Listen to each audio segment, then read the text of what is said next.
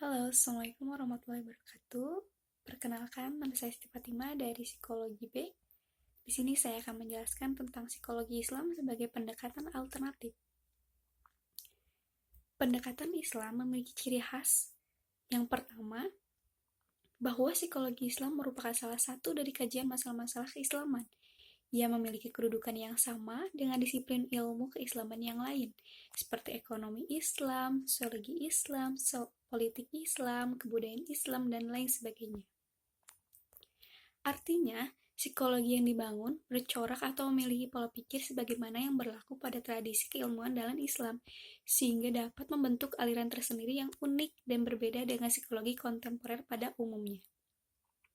Yang kedua, bahwa psikologi Islam membicarakan aspek dan perilaku kejiwaan manusia, diantaranya al-ruh, al-naf, al-qalb, al-damir, al-lub, al-fuad, al-sir, dan al-fitrah. Nah, masing-masing aspek tersebut memiliki eksistensi, dinamisme, proses, fungsi, dan perilaku yang perlu dikaji melalui Al-Quran, Al-Sunnah, serta dari hasanah pemikiran Islam. Psikologi Islam tidak hanya menekankan perilaku kejiwaan, melainkan juga apa hakikat jiwa sesungguhnya. Yang ketiga, bahwa psikologi Islam bukan netral etik, melainkan syarat akan nilai etik. Dikatakan syarat akan nilai etik sebab psikologi Islam memiliki tujuan yang hakiki, yaitu merangsang kesadaran diri agar mampu membentuk kualitas diri yang lebih sempurna untuk mendapatkan kebahagiaan hidup di dunia dan di akhirat. Karena manusia dilahirkan dalam kondisi tidak mengetahui apa-apa, lalu ia tumbuh dan berkembang untuk mencapai kualitas hidup. Dengan memiliki ciri khas inilah psikologi Islam sudah sepatutnya menjadi wacana sains yang objektif. Bahkan, boleh dikatakan telah mencapai derajat supra ilmiah, karena ruang lingkupnya menjadi lebih luas dari kajian psikologi lainnya. Namun demikian, psikologi Islam tetap mengarah pada pendekatan kajian sains dan kajian ilmu agama, yang secara spesifiknya adalah mendekatkan kajian psikologi pada umumnya dengan kajian Al-Quran. Maka dapat kita pahami bahwa landasan filsafat ilmu dari psikologi Islam adalah konsep manusia menurut Al-Quran. Nah, di sini juga ada prospek kajian psikologi Islam. Yang pertama, munculnya kecemasan dan kegelisahan hal ini ketika dunia mengalami krisis moral dan kepercayaan sehingga kondisi kejiwaan seseorang mulai membutuhkan suasana yang menyejukkan.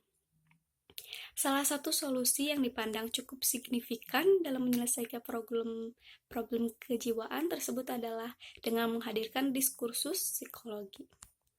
Nah, yang kedua, psikologi kontemporer sekuler atau pendekatan psikologi modern, di mana pendekatan ini hanya semata-mata menggunakan kemampuan intelektual, belum mampu memecahkan problem kejiwaan manusia, dan memang sesuai dengan cirinya yang netral etik antroposentrisme.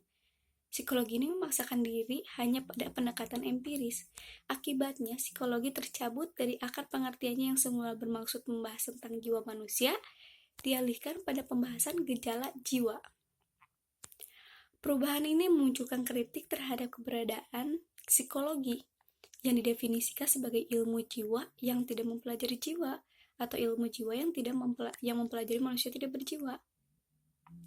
Nah, untuk mengatasi fenomena ilmu jiwa tanpa jiwa itulah kajian ini seolah memiliki keunikannya sendiri, yang berfokus pada bagaimana kajian ini merangkan berbagai problem yang dihadapi oleh kaum muslimin dalam kehidupannya, bagaimana telah kritis terhadap konsep dan teori-teori psikologi yang dipandang menyimpang dari ajaran Islam, serta bagaimana tawaran konsep alternatif tentang psikologi, yakni dengan membangun konsep islamisasi psikologi.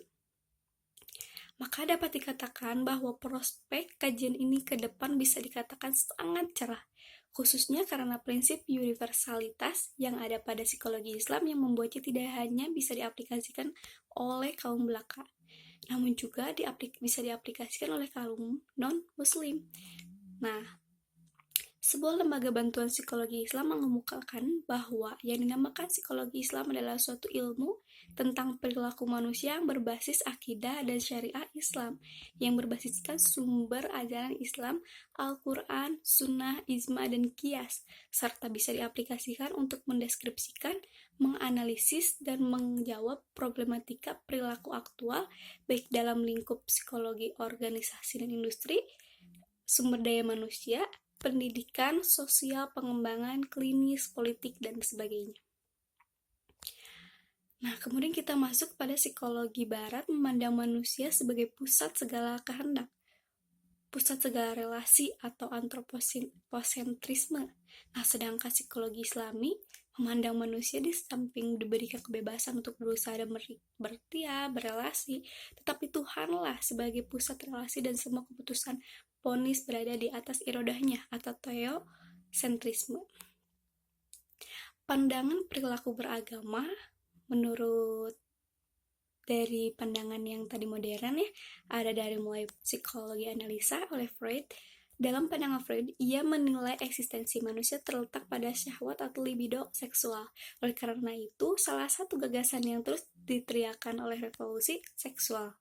Selain itu, ide mengenai alam bawah sadar menjadi satu tawaran pada ilmu psikologi. Akhirnya, ia pun menyatakan bahwa doktrin agama adalah ilusi dan tidak sesuai dengan realitas dunia. Hal ini membuktikan adanya paham ateis yang masuk ke dalam ilmu psikologi sehingga Freud lekat dengan aliran psikoanalisis. Nah, Freud juga menyatakan bahwa struktur kepribadian manusia ada id, ego, dan superego. Id merupakan sumber energi kepribadian yang bisa bekerja bersama dengan insting. Nah, untuk ego adalah aspek rasional seseorang yang dapat mengendalikan kehendak bersama insting. Kemudian ada superego. Nah, superego ini adalah aspek moral. Aspek moral ini merupakan penghayatan terhadap nilai yang diajarkan dan sering berhadapan dengan id dan ego. Tidak ada kebaikan yang bersifat alami. Agama adalah reaksi manusia atas ketakutannya sendiri. Agama adalah ciri-ciri psikologisnya adalah sebuah ilusi. Tadi dikemukakan oleh Freud ya. Kemudian ada behaviorisme oleh Skinner. Perilaku manusia umumnya dapat dikondisikan, menggambarkan manusia seperti mesin stimulus respon, ibadah karena faktor pengalaman yang memuaskan, kegiatan agama diulang karena jadi penguat sebagai perilaku yang meredam ketegangan. Nah, dengan demikian orang akan baik jika lingkungannya baik, sebaliknya orang akan jahat jika lingkungannya rusak. Itu dikemukakan oleh Skinner. Kemudian ada humanisme oleh Maslow. Semua manusia punya kecenderungan mengaktualisasikan diri.